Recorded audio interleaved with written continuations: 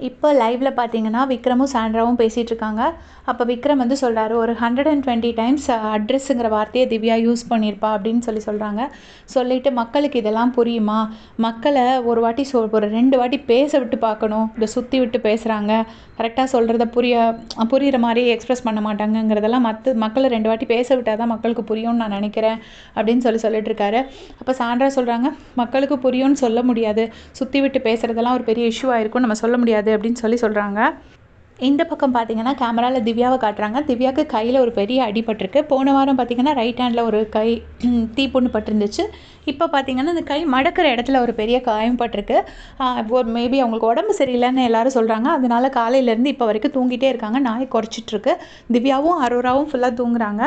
அப்புறமா விக்ரம் என்ன சொல்றாருன்னா, "நான் அந்த நாமினேஷன் அப்ப சொன்னேன்ல, என்னடா ஒரு பொண்ணு அழுற அளவுக்கு நம்ம பேசிட்டோமோ அப்படின்னு எனக்கு தோணுச்சு. நானும் பின்ன நம்ம இங்க எல்லாமே எக்ஸ்பிரஸ் பண்ணிடுவோம்ல. அவங்களும் என்ன அழுற அளவுக்கு பேசியிருக்காங்க. ட்ராமான்னு சொன்னாங்க" அப்படின்னு சொல்றாரு. சொல்லிட்டு, "எனக்கு ஏதோ ஒரு பட்சி சொல்லுது. இந்த வீக்கெண்ட் எனக்கு எகெயின்ஸ்டா தான் போகுங்கிற மாதிரி எனக்கு சொல்லுது" அப்படின்னு விக்ரம் சொல்லிட்டு இருக்காரு. அப்போ சாண்ட்ரா சொல்றாங்க, "அது மட்டும் நம்மளால வீக்கெண்ட் என்ன நடக்கும்னு மட்டும் நம்மளால ப்ரெடிக்ட் பண்ணவே முடியாது. நம்ம நினைக்கிறது ஒண்ணா இருக்கும்.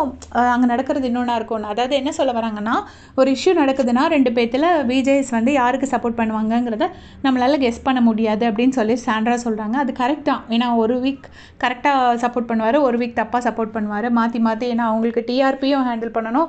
ரொம்ப ஏன்னா கம்பம் ஏதோ ஒண்ணு சொல்லுவாங்க ஒரு பழமொழி எனக்கு இப்ப டென்ஷன்ல ஒண்ணும் வாயில வரமாட்டேங்குது. ஸோ அதனால அத பத்தி திவ்யாவ பத்தி பேசிட்டு இருக்காரு. இப்ப அடுத்து யாரையோ பத்தி பேசுறாங்க. பார்த்துட்டு அப்டேட் பண்றேன். தேங்க்ஸ் ஃபார் வாட்சிங்.